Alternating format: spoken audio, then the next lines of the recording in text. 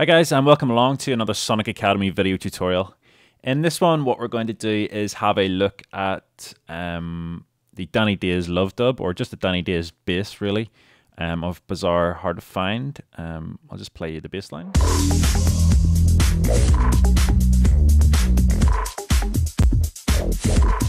So it's that sort of wow, wow sound we're going for. And I've already created it here. I'll just play it quickly.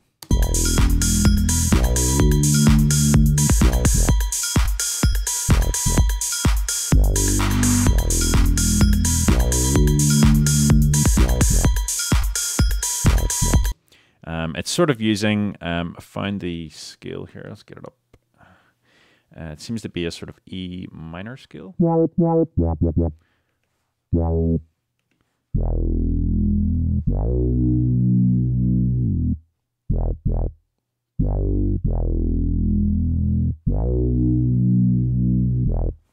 Okay, so what I'll do is I'll add another MIDI track and I'll just bring the MIDI notes over. If you have a look at it, it's just E, B and D, just going up and down. I'll just drop a copy of Anna on here too. There we go.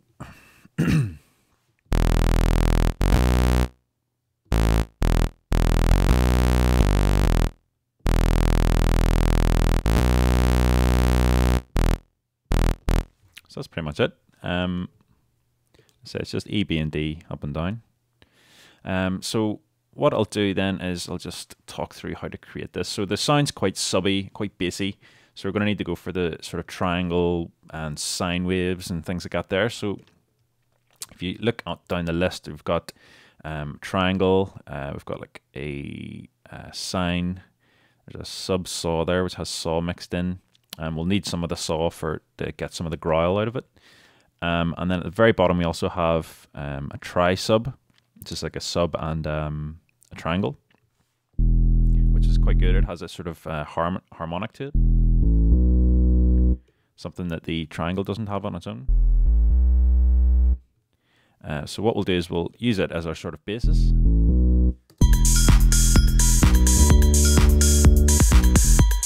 And what we'll do is add another voice to sort of widen this out by using the detune. So if we add an extra voice and detune that and widen that out, I'll even where it is in a minute actually. You get that sort of almost creepy kind of sound, but it's dead cool. You can widen it out as much as you want. I had it on the original patch totally wide.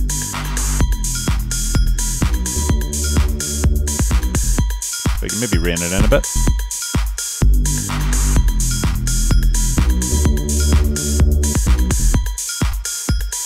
Okay, so that's pretty good. So next we're going to add a wee bit of body to it as well. So I'm going to use a sine wave and we'll add a voice in. And it's kind of combating in the same sort of space there. It's not really adding anything at that octave. So if we bring it up an octave, you get a sort of middle body to it.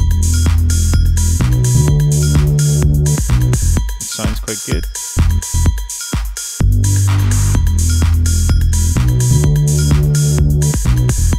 And then if we go to the third oscillator and add in a saw wave, so I'm just going to use the M saw for this and get a sort of nice sort of fat kind of sound.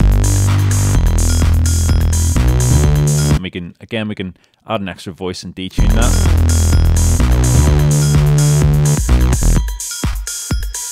Widen it out a bit.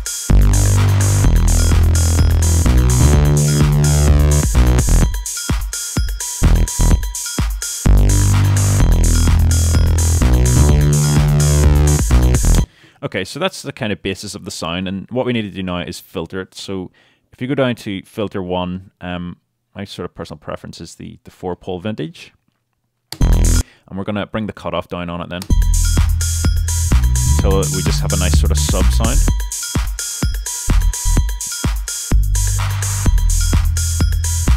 And then we need to make use of our filter envelope. So if we push up the envelope here, we'll start to get a wee bit of a bite from it.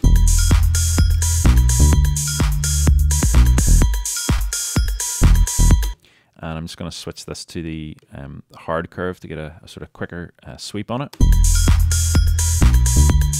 So to get the sort of vroom sound, we need to have the filter slowly opening. So we need to increase the attack to get it sort of going wow. So if we bring the attack up, you can hear there we're getting a slower one.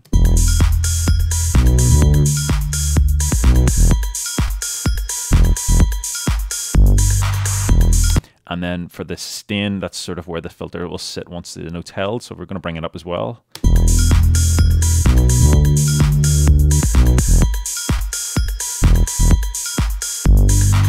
So that's pretty close to where we want.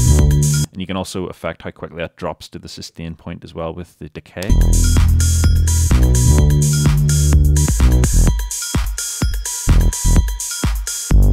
And then the final trick to this is to increase the resonance to get a really nice sort of rich sound out of it.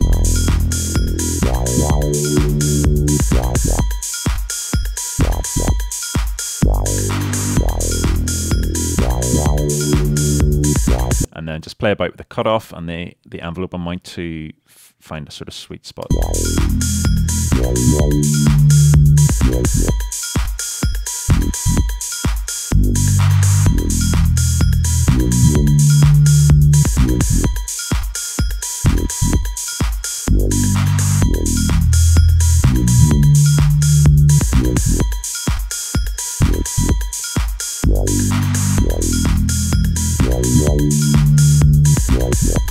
That sounds pretty good there. And then the last bit then is to turn the legato on so that you can slide between notes. So if we turn that on, it means you can only play one note at a time.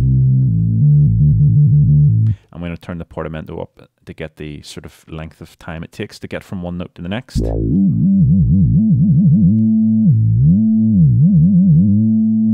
So now we can get like a nice slide, so we can go.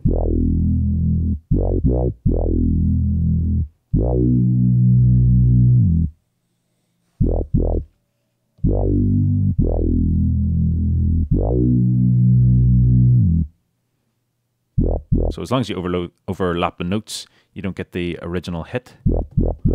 You can just trail on to the next note without resetting that.